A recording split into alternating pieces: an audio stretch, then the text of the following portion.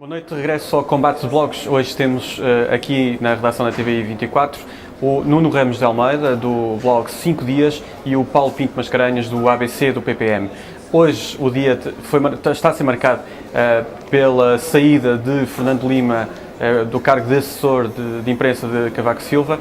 Fernando Lima, que foi nos últimos dias apontado como a fonte das notícias do Jornal Público que apontam para as suspeitas de Belém em relação às escutas do Governo à Presidência da República e, portanto, envolvido nesse escândalo, acaba por cair nesta segunda-feira, abrindo aqui um novo cenário em relação àquilo que poderá acontecer no resto da campanha. Poderá não ser algo diretamente ligado às eleições legislativas, no entanto, está de facto a marcar todo o cenário político neste momento. Vamos passar imediatamente para o debate e começo por ti, Nuno. Que reflexos terá isto sobre a campanha? Obviamente terá algum reflexo, mas qual é o teu comentário em relação a esta saída, neste momento, de Fernando Lima, um homem que acompanha Cavaco Silva há 20 anos, portanto, um homem de confiança do Presidente da República? A mim parece-me que a saída do Fernando Lima é uma saída em sacrifício, embora pareça que ele tenha sido demitido, na prática é para dizer que Cavaco não está envolvido nas notícias do Público. Agora, eu peço desculpa de ser desmancha-prazeres, mas gostava de voltar à notícia do Público e perceber se é verdadeira ou falsa, porque isso ainda ninguém explicou.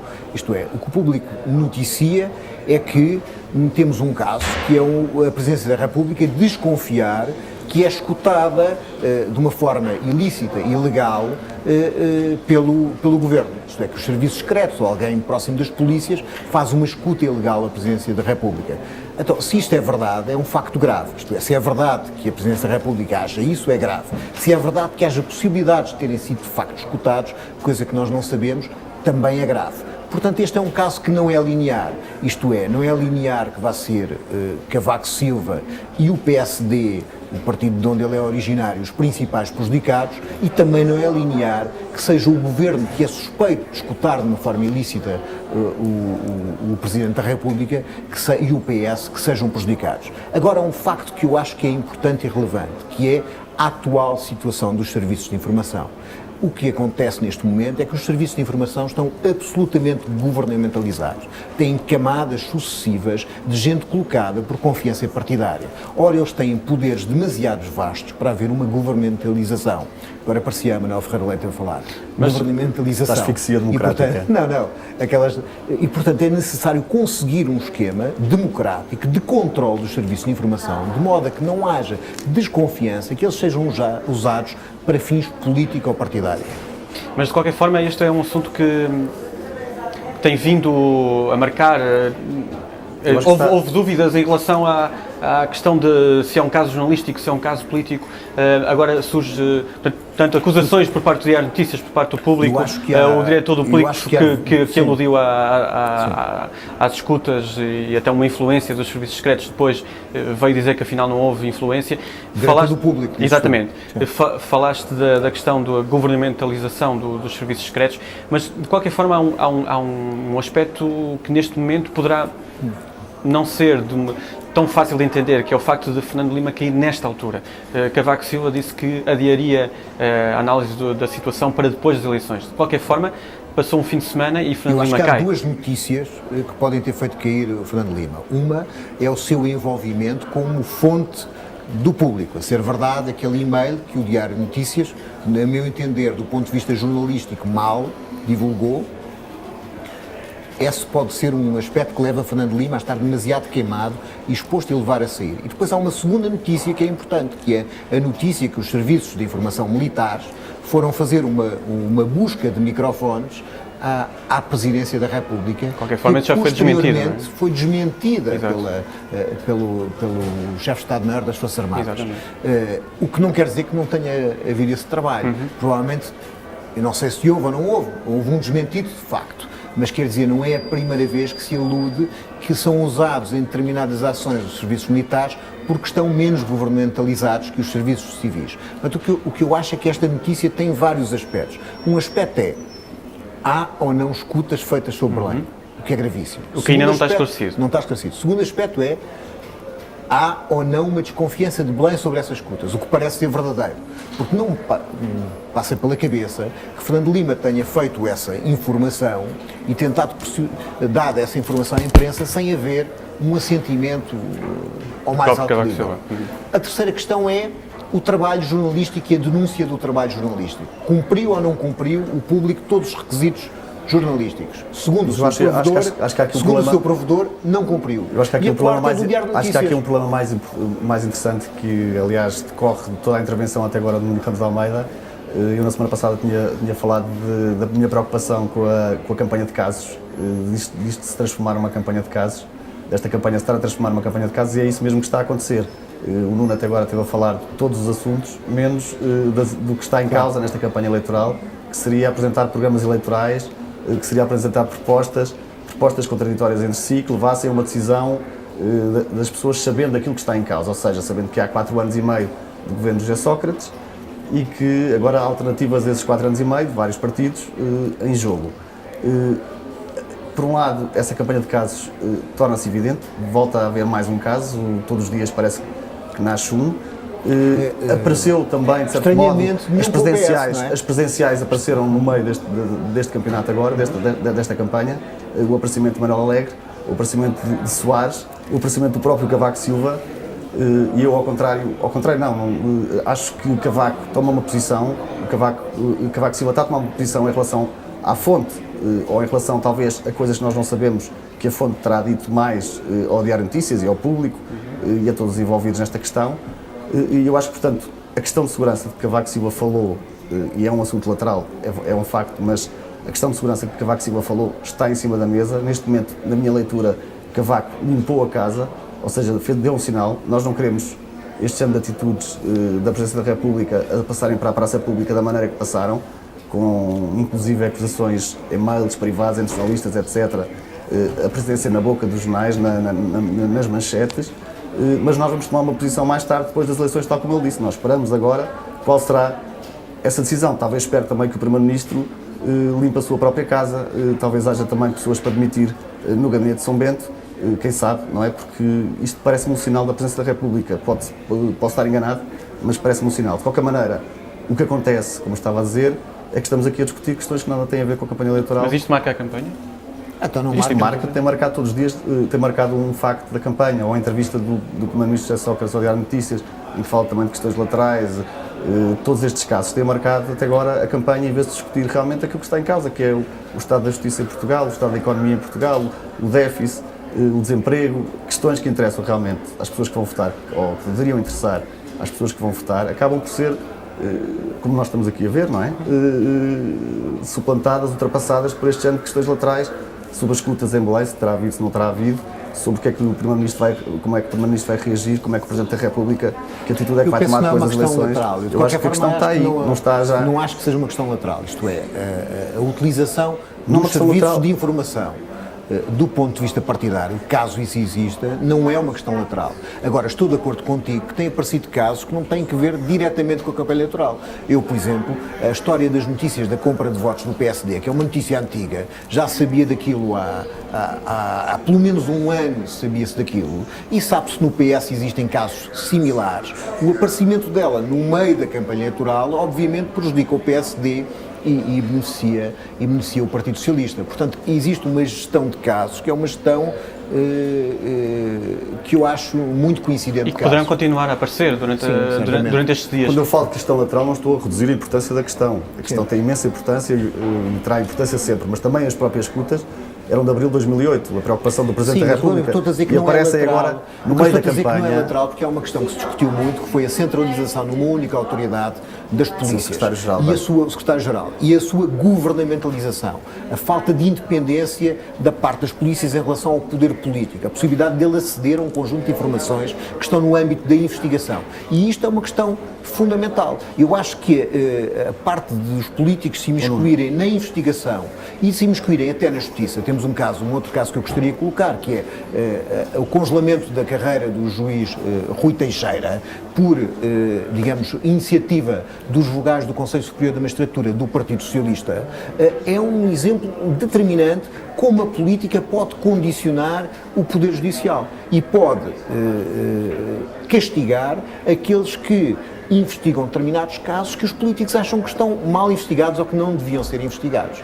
Por acaso, lateralmente, neste momento, os 2 investigadores do Freeport têm processos disciplinares e processos de crimes levantados por uma parte, pelo Carlos Guerra, mas dizia-se que o procurador Lopes da Mota tinha dito aos procuradores que se investigassem o Freeport e continuassem a pensar que havia uma possibilidade do Sócrates ser culpado, teriam repercussões muito negativas na sua carreira, caso isso custasse a maioria absoluta ao Partido Socialista. Portanto, eu acho que o controle da investigação das polícias, a independência do Poder Judicial é um dado importante desta campanha. Se há algum partido que fala disso, eu desconheço se há algum partido que fala disso, das suas propostas eleitorais. Não, mas é como, talvez o Partido Comunista e o Bloco de Esquerda. Como não estou a falar em nome de nenhum partido, claro, estou a analisar que acho que isso é uma questão fundamental. Claro, eu concordo contigo, eu concordo que é uma questão fundamental, que é uma questão importante, que é uma questão relevante, mas não é uma questão da campanha eleitoral, é isso que eu estou a dizer, não é uma questão que esteja em cima da mesa para os portugueses votarem ou não votarem neste partido ou votarem naquele partido. Eu acho que é uma questão obviamente útil, que são questões importantes. São questões importantes. Eu acho interessante, aliás, que as manchetes, acho que os jornalistas têm fontes e essas fontes, às vezes, milagrosamente, acontecem numa determinada época. E acho interessante que as manchetes dos principais órgãos de comunicação social tenham neste momento visado o PSD e o Bloco de Esquerda, que são exatamente os partidos do qual o Partido Socialista depende, se eles não crescerem, para conseguir... Não, porque assim, o CDS não tem eleitorado comum com o PS e o PCP tem menos eleitorado comum que o PS, que, por exemplo, o Bloco de Esquerda. E, portanto, estes casos todos têm uma gestão interessante de campanha eleitoral. Mas o PS poderá estar a preparar muito bem esta campanha, com certeza que estará.